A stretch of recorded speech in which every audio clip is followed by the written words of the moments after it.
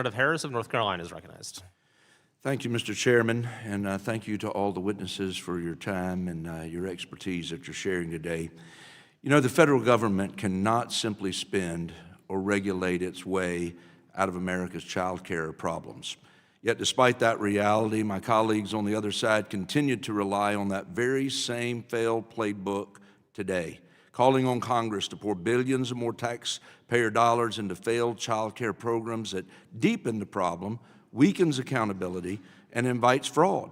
I mean, we're seeing the consequences of that approach play out right before our eyes in Minnesota, where weak oversight has allowed child care subsidy programs to become magnets for the waste, fraud, and abuse. Just look at the totally legitimate Quality Learning Center in Minneapolis. The typo in the name says it all. While we agree that the child care crisis must be addressed, I believe state and local governments, along with the private sector, are best equipped to meet the unique child care needs of their communities. So, Mr. Paulsino Hensley, as someone who represents a largely rural district myself, I was encouraged by your testimony and by your effort to develop an innovative solution that meets the needs of your employees. Given your location in rural Virginia, what have been some of the greatest challenges you faced in operating your company's child care services for the employees and the Yellow Hen? And what advice would you offer to other rural business owners who decide to follow your lead? Thanks for your question. I think we got really lucky at the beginning because we had the space and we found a director. And I would suggest that some of the biggest challenges overall, but especially in rural areas, is finding real estate, finding a building, finding a place to actually have a child care facility.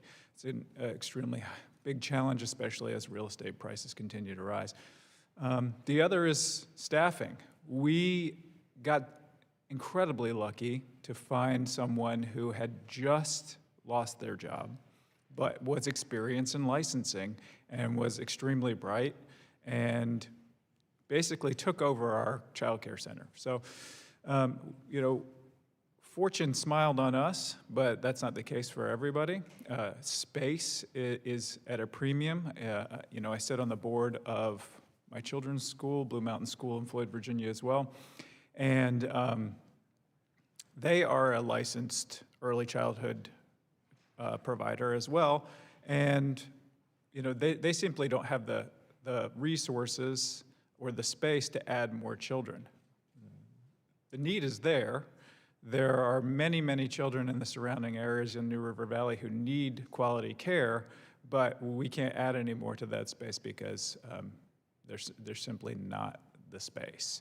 So those two things to me seem to be the primary challenges, is if you can find talented individuals who can help run your facility, and can you find the space for the facility?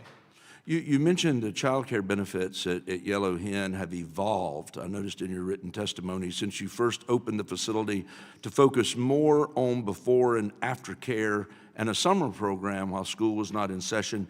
Can you say a word about what factors drove that evolution, and what considerations do you weigh when deciding how to adjust the child care services you offer to better meet the needs of your employees? Sure, thanks.